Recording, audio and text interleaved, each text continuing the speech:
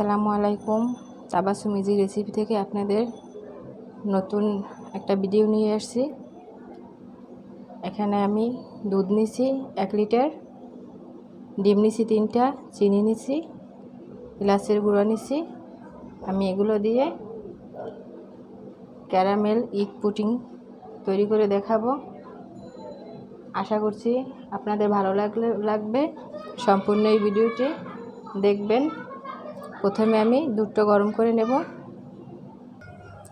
আমি দুধ বসাই দিছি। তো এখানে 1 লিটার দুধ আমি প্রথমেই বলে দিছি আমি এটা অর্ধেক করে নেব। আপনারা চাইলে বলক উঠাইয়াও বানিয়ে নিতে পারেন বা 3 ভাগের 1 ভাগও কমিয়ে নিতে পারেন। আমি এটা অর্ধেক করে নেব, একটু ঘন হলে ভালো হয়, তো আমি একটু ঘন করে নেব। আমি দুধটা অনবরত নেড়ে এরকমের জাল করে নেব। আর দুধটা এই মুহূর্তে অনেক ঘন হয়ে আসছে। আর আমি চুলার আঁচ একেবারে বাড়িয়ে নিছি। আমি দুধ অর্ধেক হয়ে গেছে, অর্ধেক করে নিছি। তো দেখেই বোঝা যাচ্ছে যে অর্ধেক হয়ে গেছে আর দুধ অনেক ঘন হয়ে গেছে। আমি এই মুহূর্তে এটা নামিয়ে নেব। আমি চুলায় একটা হাঁড়ি বসাই দিছি ক্যারামেল বানানোর জন্য। আমি এখানে পরিমাণ মতো চিনি দিয়ে দেব, পরিমাণ মতো পানি দিয়ে দেব। এখন আমি এটা নেড়ে দেব। এটা বানানোর সময় খেয়াল করে বানাবেন যে এরকমের একটা হাঁড়ি হলে কালারটা কীরকমের আসে দেখা যায়। এই জন্য আমি এরকমের হাঁড়ি নিছি যাতে কালার সুন্দরভাবে আসে। ক্যারামেলটা একটি বাটিতে ঢেলে নিছি।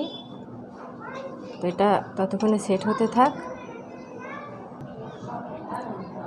আমি একটা বলে 3টি ডিম নিয়ে নিছি। তো আমি ডিম 3টি ফেটিয়ে নেব ভালো করে।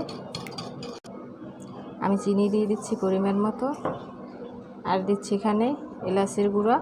তো এটা দিলে ডিমের গন্ধটা আসবে না, তাই আমি এটা দিয়ে দিচ্ছি। এটা ভালো করে এখন আমি ফেটিয়ে নেব। আমি ডিমটা ফেটিয়ে নিছি। এখন আমি দুধ দিয়ে দেব। তো দুধ আমার ঠান্ডা আছে। আমি হাত চুবিয়ে দেখলাম যে থেকে বেশি গরম হলে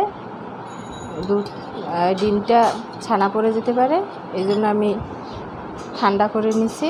তো এখন আমি দুধ দিয়ে দেব। তো আমি দুধ সবটুকু ঢেলে নিছি। তো এখন আমি একটু লাড়িয়ে দেব। তো আমি 1 লিটার দুধ দিয়ে অর্ধেক করে নিছি, এই জন্য আমি 3টে ডিম দিয়ে দিছি। আপনারা চাইলে ভারী কমিয়ে দিতে পারেন।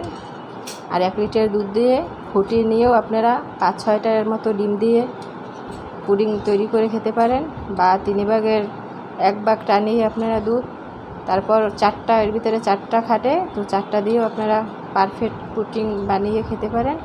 তো এটা আমার হয়ে গেছে। এখন আমি ঢেলে দেব বাটিতে। আমি দেখব আমার ক্যারামেলটা সেট হয়ে গেছে। তো আমি হাত দিয়ে দেখিয়ে দিচ্ছি। একেবারে হাতটা আমার পরিষ্কার, কোনো প্রকারেই আমার হাতে লেগে নেই। তো আমার ক্যারামেলটা সেট হয়ে গেছে। এখন আমি এর ভিতরে দুধ ঢেলে দেব। আমি সবটুকু দুধ ঢেলে নিছি। আমি দুধ সবটুকু ঢেলে নিছি। এখন আমি একটা ঢাকনা দিয়ে ঢেকে দেব। তো আপনাদের এরকমের বাটি যদি না থাকে, আপনারা অন্য বাটিতে অয়েল পেপার দিয়েও ঢেকে দিতে পারেন, ভিতরে যেন কোনো প্রকারে পানি না ঢোকে। আমি এখন এটা কীভাবে বসিয়ে দিচ্ছি দেখেন। আমি পুডিং বসানোর জন্য চুলায় একটা প্যান বসাই দিছি। তো আমি প্যানের ভিতরে সুতি একটা কাপড় দিয়ে দেব। কাপড়ের উপর বাটিটা বসিয়ে দেব। আমি এখন পানি দিয়ে দেব। তো বাটির অর্ধেক পরিমাণ পানি দিয়ে দেব। আমি বেশি দিলে তো পানি ভিতরে ঢুকে যেতে পারে। আমি অর্ধেক পরিমাণ পানি দিয়ে দিছি। আমি এটা 20 থেকে 25 মিনিট পর্যন্ত আমি এটা রাখবো।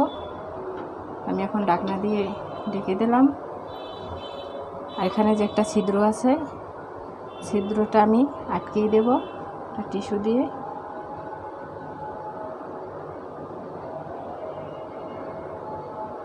এখন আমি 20 থেকে 25 মিনিট পর্যন্ত অপেক্ষা করব।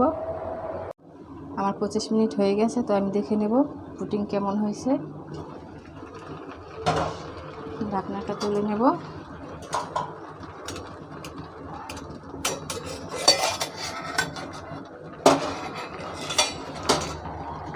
আমার পুডিংটা পারফেক্ট হয়েছে কিনা আমি চেক করে নেব একটা কাঠি দিয়ে। আমার কাঠির গায়ে একেবারে কোনো কিছু লেগে নেই। তো আমার পুডিংটা সম্পূর্ণভাবে হয়ে গেছে। আমি এখন এটা নামিয়ে নেব। আমি পুডিং নামিয়ে নিয়েছি। আমি পুডিং একেবারে ঠান্ডা করে নর্মাল তাপমাত্রায় আমি 1 ঘন্টা রেখে দেব। আমি ঠান্ডা করে তারপর আমি ফ্রিজে থেকে বের করে আমি দেখাচ্ছি কীরকমের হয়। আর আপনারা পুডিংটা গরম অবস্থায় কোনোভাবেই পরিবেশন করতে যাবেন না, তাহলে পুডিংটা ভেঙে যেতে পারে। আর আপনাদের হাতে সময় থাকলে 2 থেকে 3 ঘন্টা সময় ঠান্ডা নর্মাল তাপমাত্রায় ফ্রিজে রেখে দিতে পারেন। তো আমি 1 ঘন্টার জন্য এখন ঠান্ডা করে ফ্রিজে রেখে দেব। আমি 1 ঘন্টা পর নামিয়ে নিছি। এখন আমি দেখব যে কতটা পারফেক্ট হয়েছে। আমি এটা চারপাশ দিয়ে ছাড়িয়ে নেব।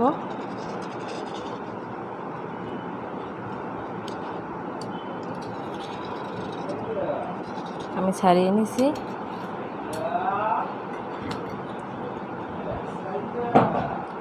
এখন আমি একটা প্লেট দিয়ে এটা বের করে নেব।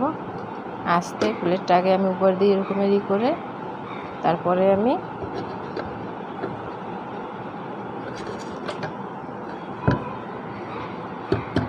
আস্তে আলতো করে এরকমেরই করে এটা আমি ঢেলে নেব। কতটা পারফেক্ট হয়েছে, দেখতে কত সুন্দর দেখা যাচ্ছে। তা আমি এটা একটা পিস করে কেটে নেব, কেটে দেখাচ্ছি।